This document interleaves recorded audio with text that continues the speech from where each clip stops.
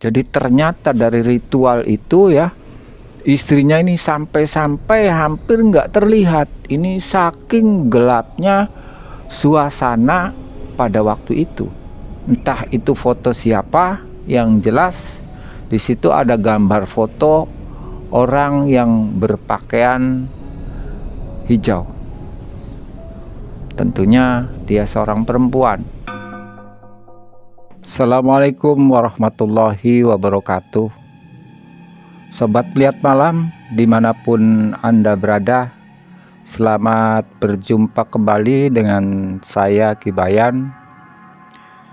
Saya doakan semoga di malam hari ini sobat semua dalam keadaan sehat walafiat, dimudahkan segala urusannya dan diberkahi rizkinya. Amin amin ya rabbal alamin. Kali ini saya akan mencoba menceritakan satu pengalaman saya dengan seorang teman. Jadi berawal pada waktu itu saya dengan Kang Idod ini lagi asik ngobrol di rumah. Secara tiba-tiba ada salah satu teman saya, memang beda kampung ya, kampung sebelah dengan tempat tinggal saya. Akhirnya dia mengucapkan salam kepada saya dan langsung bersalaman. Akhirnya kita asik ngobrol bertiga. Dalam asiknya ngobrol ini, teman sebelah kampung saya ini, okelah kita sebut aja namanya Sidul. Sidul ini bercerita ataupun mengeluh tentang keadaan dirinya. Tapi sebelum dia mengutarakan maksud dan tujuannya gitu, pada waktu itu saya dan Kang Idod ini disuruh langsung menuju ke rumahnya dia. Memang rumah dia tidak jauh dengan posisi rumah saya. Itu letaknya cuma di seberang jalan raya aja. Jadi cuma beda kampung. Dan singkat cerita, setelah saya, Kang Idod dan juga Sidul ini nyampe ke rumahnya, kemudian si Dul ini memanggil istrinya. Memang pada waktu itu di siang hari ya, sekitar pukul 10:30. Kemudian si Dul ini memperkenalkan saya dan juga Kang Idod kepada istrinya. Dan pada waktu itu memang si istrinya Bapak Dul ini tidak berbicara. Artinya posisinya dalam keadaan seperti kosong ya. Matanya tidak mencerminkan satu bentuk aura ya dari face-nya ini, sehingga saya dan Kang Idod ini kaget gitu. Loh, kok kenapa? Cuma untuk sementara itu tidak sempat diutarakan. Dan pada saat itu mulailah si Padul ini bercerita. Jadi memang dia mengeluh sekali ya. Dia membuka satu perusahaan percetakan, berjalan sekitar kurang lebih 2-3 tahun. Dan disitulah mulai ada satu keluhan. Dalam perusahaannya dia itu banyak sekali mengalami satu kerugian-kerugian, sehingga secara otomatis dia juga bermain bank dan juga dia bermain rentenir. Otomatis ya ngutang ke sana ke sini. Dan karena saking mungkin saking paniknya dengan keadaan dan situasinya, akhirnya si Dul ini berunding dengan istrinya. Berunding, ini gimana caranya supaya kita nih bisa cepet dapat suntikan dana ataupun istilahnya dapat uang dengan cara cepat. Jadi kesimpulannya, ya sudah kalau kayak gitu, kata si Dul terhadap istrinya, ayo kita cari sama-sama kemana. Dan akhirnya si Dul dan istrinya ini mencari satu informasi dari satu teman ke teman lainnya, dan dari paranormal dan juga orang pintar. Terus dia mencari sampai kurang lebih bisa setengah bulan. Dan ketika batas akhir, artinya tuh setelah mencapai kurang lebih 20 hari, ada dapat informasi dari paranormal. Akhirnya paranormal ini menyarankan kepada Pak Dul dan istrinya ini, ya memang kalau demikian, katanya, dikasihlah sebuah bentuk amalan. Nah, sedangkan antara istrinya dan juga Pak Dul ini sangat awam sekali dalam hal spiritual ataupun bentuk-bentuk cerita yang seperti itu. Jadi tanpa pikir panjang, mungkin dari paranormal ini memberikan satu embel-embel ya, tanpa memberikan istilahnya warning gitulah, dampak-dampak yang mungkin akan terjadi nanti. Maka disuruhlah di antara Pak Dul dan istrinya ini. Kebetulan untuk Pak Dul ini yang lebih banyak menjalankan spiritual itu karena istrinya ini memang lumayan kuat untuk berpuasa. Jadi setelah diskusi, ya sudah, kata istrinya, saya aja katanya yang ritual untuk menjalankan dari amalan-amalan yang telah diberikan si paranormal tadi.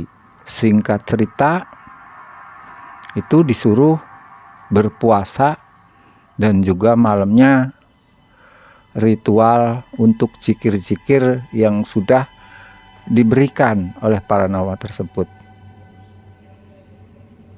Memang tidak terlalu berat katanya untuk zikirnya tersebut, tidak memerlukan waktu yang lama, artinya dari mulai jam 11 cukup sampai jam 2 malam, jam 2 pagi. Hari pertama istrinya ini menjalankan ritual tersebut, dan pada waktu itu sebetulnya ya memang tidak ada godaan ataupun halangan-halangan yang sempat terjadi. Dia setiap hari menjelang teng 11 dan terus sampai jam 2 dengan porsi wiridan atau mantra yang telah diberikan sang paranormal tadi. Hari pertama sudah dilalui, kemudian masuk ke ritual yang kedua, dan pada waktu ritual yang ketiga, si istrinya ini merasakan sesuatu yang aneh. Artinya merasakan sesuatu yang aneh ini, pertama, jadi di dalam rumahnya ini ketika baru menjalankan ritual ini kurang lebih setengah jam katanya, itu lampu di sekitar yang dia tempati, yang dia pakai ritual itu mati. Nah, justru anehnya kalau yang lampu yang di depan, ya, artinya lampu yang di depan gang, ya, itu tidak mati. Nah, ini antara Dul dan juga istrinya ini aneh. Kok kenapa? Sampai si Dul ini, ya memang kalau si Dul di waktu istrinya ini menjalankan ritual itu dia menemani, cuma ya tidak begitu dekat, artinya agak jauh lah, sampai dia mencari-cari stop kontak, ya, terus dia saklarnya dimainin, itu ternyata mati total. Nah, itu hari yang ketiga. Dan hari ketiga sudah dilalui. Sampai paginya antara Dul dan istrinya ini merasa heran atas kejadian semalam. Cuma rasa penasaran di sini yaitu dengan membawa satu etika atau tekad yang sangat bulat, artinya tuh dengan menjalankan ritual seperti ini dengan harapan akan dapat diberesi bentuk-bentuk daripada hutang-hutang kepada rentenir dan juga dia bermain bank. Nah, itulah satu semangat yang dia punya. Jadi apapun bentuk dari rintangan dan godaan pada waktu itu, dia tetap lalui. Dan ketika masuk ke hari keempat, pada waktu masuk ke hari keempat, ini yang pertama, yang pada waktu di hari ketiga si lampu ini mati total, ya. Di hari keempat ini si lampu otomatis, ya, dengan nyala sendiri. Padahal tadi siang, ya, itu sempat dicari ini di mana gitu letak daripada matinya lampu tersebut sama si Dul. Tapi setelah dicari-cari sama si Dul ini tidak ketemu. Dari kabel-kabel yang terus nyambung ke lampu ini betul tidak ada yang salah, masih utuh, artinya nempel di posisinya masing-masing. Nah, pada hari keempat itu dikala dia ini lagi menjalankan spiritual istrinya, itu si lampu dengan sendirinya menyala.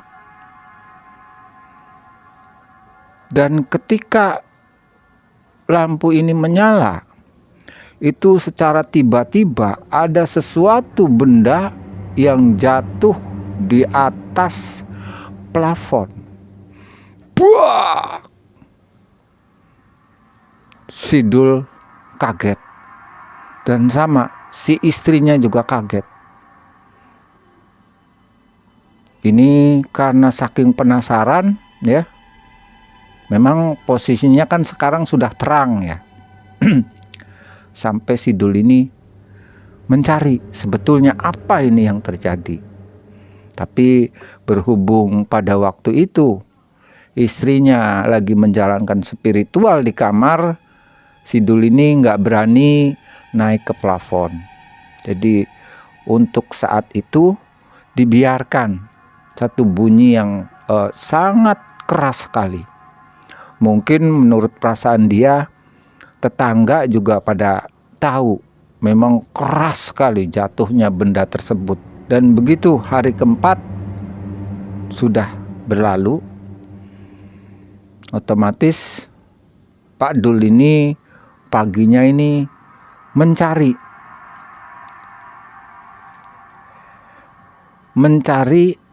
apa sebetulnya sesuatu yang tadi malam ini sempat jatuh pas di atas plafon pada waktu istrinya lagi menjalankan satu ritual.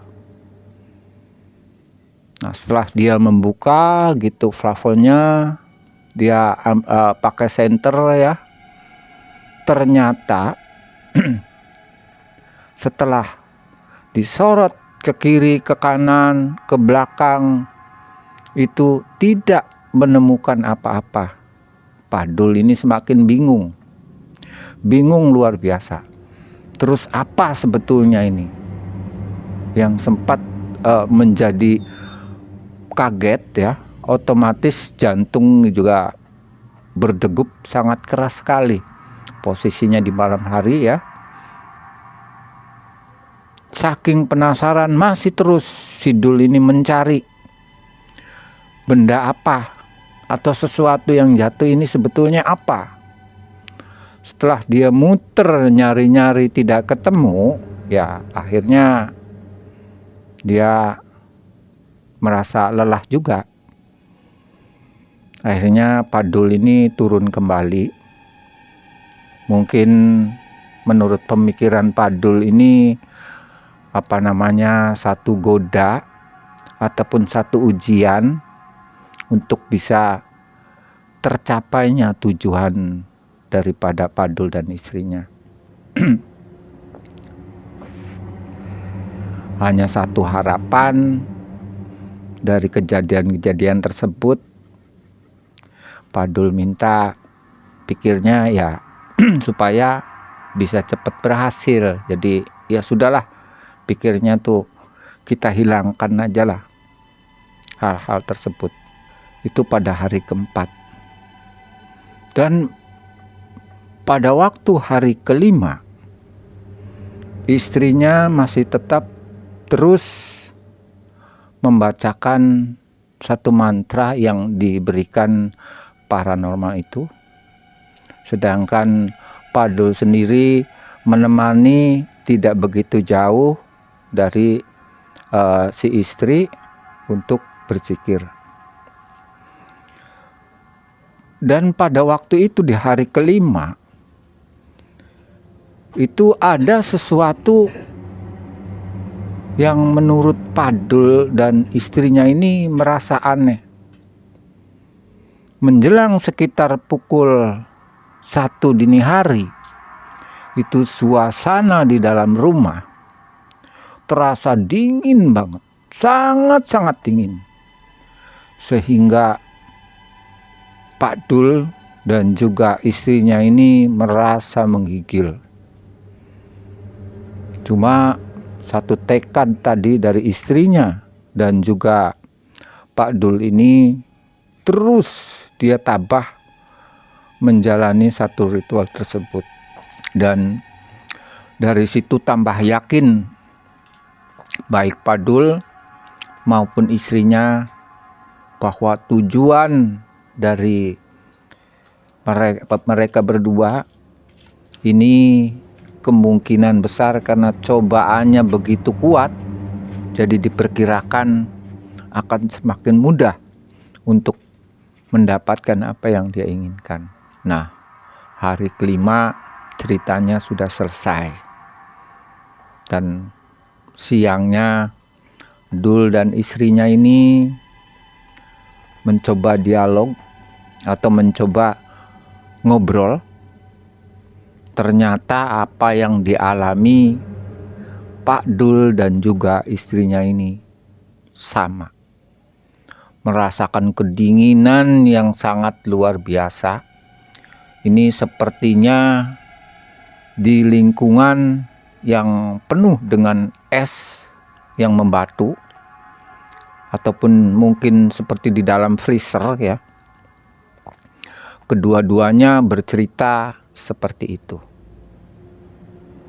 Nah, pada hari yang ke-6,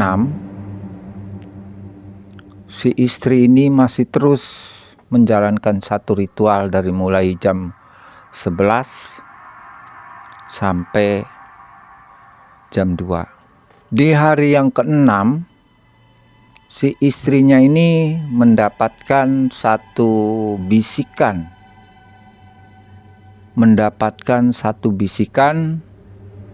Bahwa nanti katanya Anda berdua disuruh mendatangi suatu tempat. Dan setelah istrinya ini memang tempat tersebut sementara masih dirahasiakan, masih disimpan. Apakah mungkin istrinya ini harus mengatakan kepada suaminya ataupun tidak? Mungkin dia menunggu untuk wangsit berikutnya. Dan setelah hari yang ke-6 selesai ya, itu paginya antara Pak Dul dan istrinya ini coba berunding. Dan dikala berunding, barulah istrinya ini berbicara kepada suaminya, Pak Dul. "Pak," katanya, "ini semalam saya mendapat satu wangsit." "Wangsit apa?" katanya. "Jadi saya sama Bapak ini harus berangkat ke sana, pantai selatan, yaitu daerah Pangandaran." "Ya sudah," katanya, kata menurut Pak Dul, "kita selesain aja dulu ritualnya sampai genap 7 hari. Dan ketika memasuki hari yang ke-7, istrinya terus membacakan mantra-mantra yang sudah diberikan dari paranormal itu. Sekitar pukul 1 pagi, ini Pak Dul ini dikejutkan oleh sesuatu ya. Sepertinya secara kasat mata itu ada satu asap ya, ada satu asap yang pada waktu itu Pak Dul rasakan. Dari mulai samar sampai terlihat dengan jelas, sehingga otomatis pandangan daripada Pak Dul ini, walaupun jaraknya sangat dekat, ini pandangannya ya tidak berbeda. Artinya walaupun sangat dekat, tapi tetap dia meraba-raba kalau ingin berjalan. Dan karena saking penasaran nih yang namanya Pak Dul, itu sampai nengok istrinya yang lagi berzikir membacakan mantra-mantra yang diberikan si dukun tersebut. Ternyata di dalam pun hampir Pak Dul ini tidak melihat istrinya yang lagi berzikir atau membacakan mantra-mantra tersebut. Jadi ternyata dari ritual itu ya, istrinya ini sampai hampir nggak terlihat. Ini saking gelapnya suasana pada waktu itu. Seperti asapnya ini dan juga hawa yang cukup dingin ini ya, sempat Pak Dul rasakan, dan mungkin juga istrinya hampir sama. Cuma kalau hari yang ke belakang itu dinginnya luar biasa, tapi untuk hari yang ke-7 ini memang dingin ya, cuma tidak begitu dingin. Tapi Pak Dul ini cukup merasakan, artinya merasakan satu kedinginan.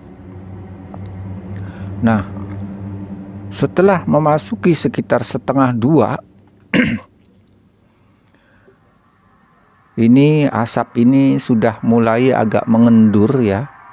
Pandangan hampir sudah mulai terang. Lama-lama setelah hampir menjelang jam 3, dan itu sudah normal kembali. Artinya si asap itu datang dan menghilang secara pelan-pelan. Alhamdulillah, katanya Pak Dul, ini satu ritual sudah selesai dijalankan sang istri. Nah, setelah selesai, istrinya ini keluar kamar dan ngobrol-ngobrol sebentar dengan Pak Dul.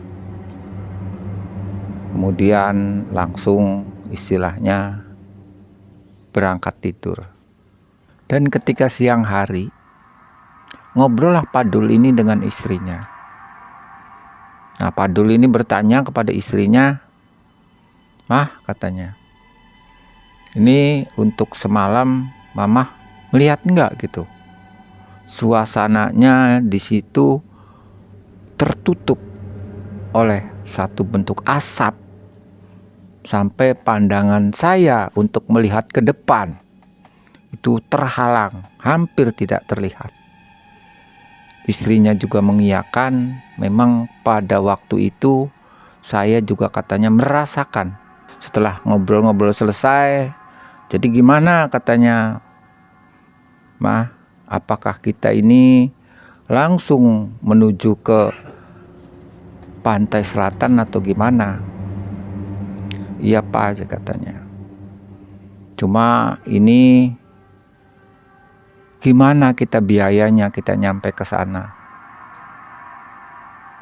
Sedangkan untuk makan hari ini aja," katanya, "ini kita belum ada." Nah, akhirnya Pak Dul ini berpikir, "Ya sudah Mah," katanya, "kita cari ngutangan lagi aja lah." Nah, singkat cerita nih, setelah uang untuk berangkat ke sana ini sudah ada, akhirnya sepakat.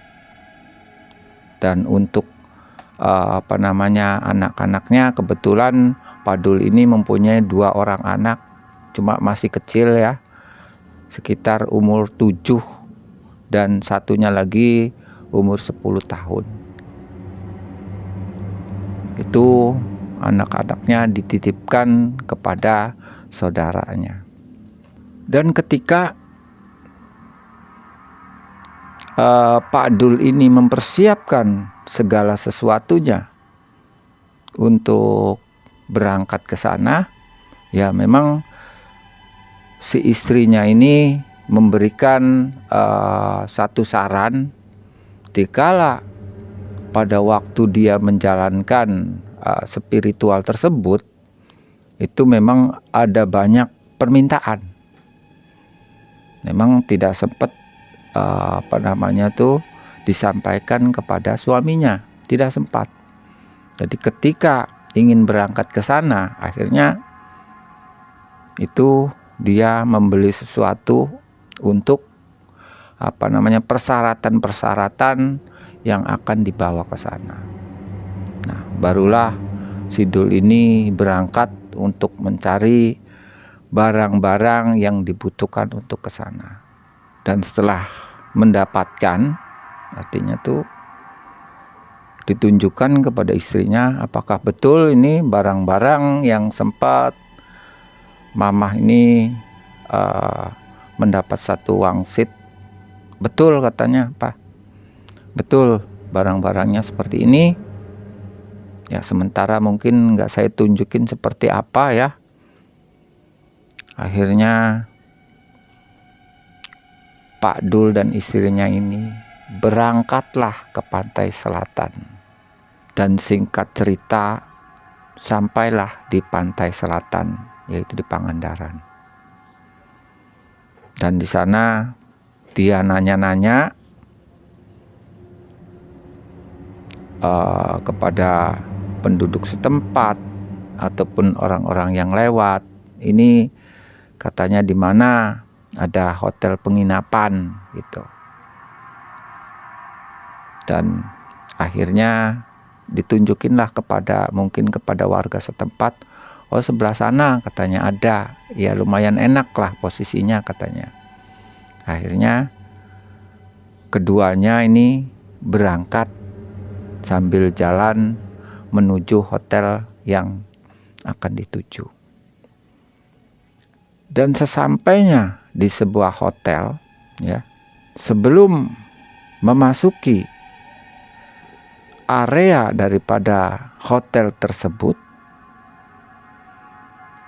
ini keduanya ini ada yang menyapa. Sampai Pak Dul dan juga istrinya ini merasa heran. Itu ada yang manggil, Pak Dul katanya, Pak Dul. Dan Pak Dul juga sempat nengok. Ini siapa gitu yang manggil saya? Dia nyari. Akhirnya karena yang manggil ini mendekati, jadi ya otomatis sempat berjabat tangan. Aduh Pak Dul katanya, ini sebetulnya Pak Dul ini sudah 1 minggu yang lalu ditungguin. Loh kok maksudnya gimana gitu Pak? Nah otomatis dia berbicara bahwa saya adalah juru kuncen katanya. Juru kuncen ya artinya ceritanya bla bla bla bla seperti itu, dan sudah ditunggu. Dan singkatnya cerita, ya sudah, saya mau ini dulu, mau booking tempat katanya, kata Pak Dul ini. Setelah booking tempat, nanti ikut saya aja Pak Dul, kata si juru kuncen tersebut. Iya Pak. Setelah selesai booking tempat, maka dibawalah Pak Dul beserta istrinya ini ke satu kamar, ya. Itu kamarnya nomor 13. Dan ketika Pak Dul dan juga istrinya ini masuk ke ruangan atau ke kamar nomor 13, itu mau memasuki, dari situ aja tercium satu aroma yang khas. Satu aroma yang khas, ya mungkin bisa membuat bulu kuduk ini merinding. Dari mulai bau kemenyan, kata Pak Dul, dan juga bau kembang melati, semua bau-bauan di situ tercium. Bahkan di situ ada gambar-gambar foto terpampang, ya, di kamar tersebut. Entah itu foto siapa, yang jelas di situ ada gambar foto orang yang berpakaian hijau. Tentunya dia seorang perempuan. Dan Pak Dul ini tidak berani menanyakan itu foto siapa ataupun siapa. Pak Dul ini hanya diam beserta istrinya. Dan setelah memasuki kamar tersebut, juru kuncen ini langsung menutup pintu dan menguncinya. Dan dipersilahkan untuk Pak Dul dan juga istrinya suruh duduk berhadapan dengan kuncen tersebut. Jadi berbicara ketiganya, ya Pak Dul, sebetulnya Pak Dul dan juga istrinya ini sudah ditunggu 1 minggu yang lalu. Tapi mudah-mudahan ini masih berkenan. Artinya masih berkenan yang mempunyai wewenang di sini. Akhirnya Padul dan istrinya disuruh duduk terdiam dan bersama-sama mengadakan satu ritual di tempat tersebut. Dari alat-alat yang dibawa dari sana, ya, menurut petunjuk istrinya diserahin ke juru kuncen, dan memang betul semuanya disiapin dengan posisi juru kuncen di depan, Pak Dul dan istrinya di belakang. Terus waktu berjalan, mungkin 1 jam sudah lewat. Dan ketika memasuki 1,5 jam, itu keduanya dikagetkan oleh sesuatu bau-bauan yang sangat harum sekali. Mungkin Pak Dul dan juga istrinya ini mungkin sudah mengenal dari bau-bauan tersebut ketika mau masuk ke kamar. Nah, dengan hadirnya wangi-wangian tersebut, ini ada satu berkas, ya, seperti asap dari mulai tipis, ya, kemudian terus berkembang si asap tersebut, akhirnya membentuklah satu sosok perempuan dengan memakai satu kebaya berwarna hijau. Dan setelah dilihat-lihat oleh Pak Dul ini beserta istrinya, ternyata sosok tersebut itu sangat mirip sekali dengan gambar-gambar atau foto-foto yang ada di ruangan tersebut.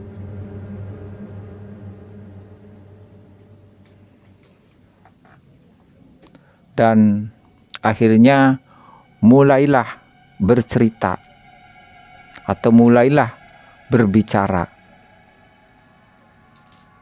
Memang pada waktu itu asap kemenyan ini menyelimuti ruangan tersebut, sehingga otomatis pandangan mata juga agak sedikit terhalang, ya.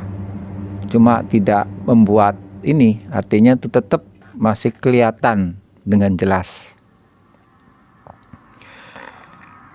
Kemudian si perempuan yang memakai baju berwarna hijau ini bertanya kepada Pak Dul dan juga istrinya. Bertanya, akhirnya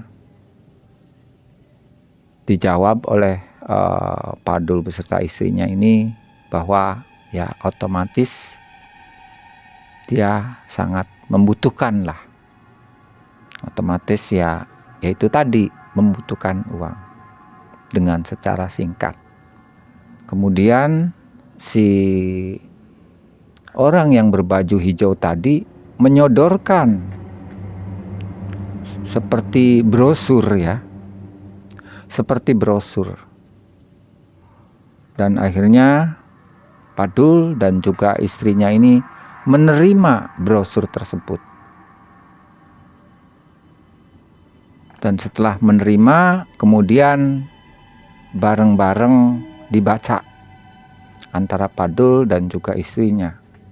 Cuma setelah dilihat dan dipahami bahwa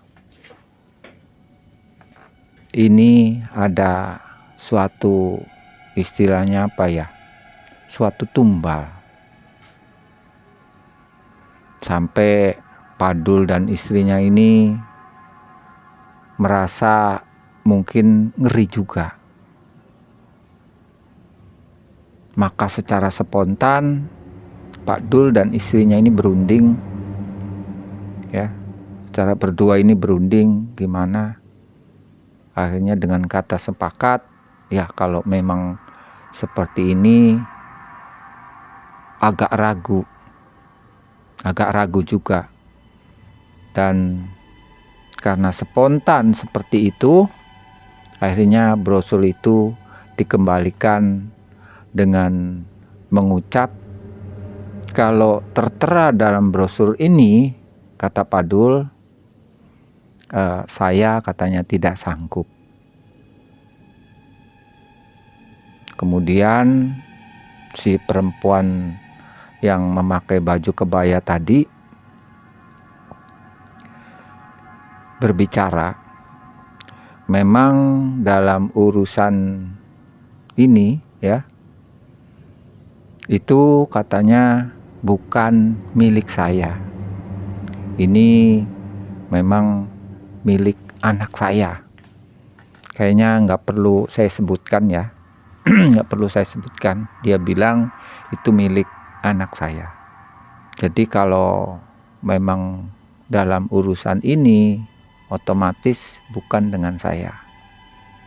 Jadi karena tidak ada kata sepakat untuk Pak Dul dan juga perempuan yang memakai baju hijau tersebut, artinya kesepakatan gagal.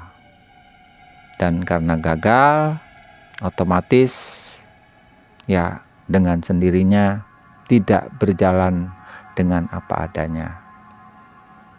Akhirnya si perempuan tersebut pamit, ya, dengan cara yaitu tadi, ya, dia menghilang dengan seperti bayang-bayang, menghilang set gitu dari asap yang tadinya tebal, ya, terus menipis gitu, kemudian dia menghilang. Demikian setelah selesai, kemudian Pak Dul dan beserta istrinya ini akhirnya pamit kepada juru kuncen tersebut dan akhirnya pulang. Dan setelah kejadian itu, menjelang paginya, ini dari keterangan Pak Dul, istrinya ini secara tiba-tiba itu tidak mau bicara, bahkan ngomong pun tidak sepatah kata pun yang keluar suara. Nah ini, dan di waktu saya ini dipanggil, ya, ke sana bersama Kang Idod, itu memang si istri ini kalau dipanggil dia tidak menjawab, tapi dia mendekat. Tidak ada sepatah kata pun pada waktu itu saya dan Kang Idod datang ini istrinya berbicara, tidak. Jadi hanya Pak Dul sendiri yang berbicara. Dan pada waktu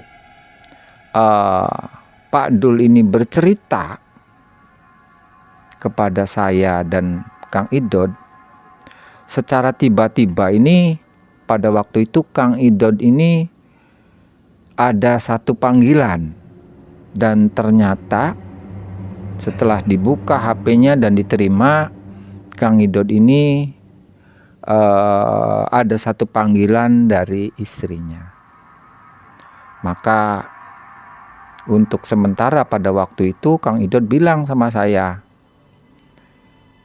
Ki Bayan, saya permisi dulu, saya mau menemui istri saya. Jadi nanti setelah saya pulang, nanti saya kesini lagi. Ya sudah, nggak apa-apa Kang Idod, saya tunggu.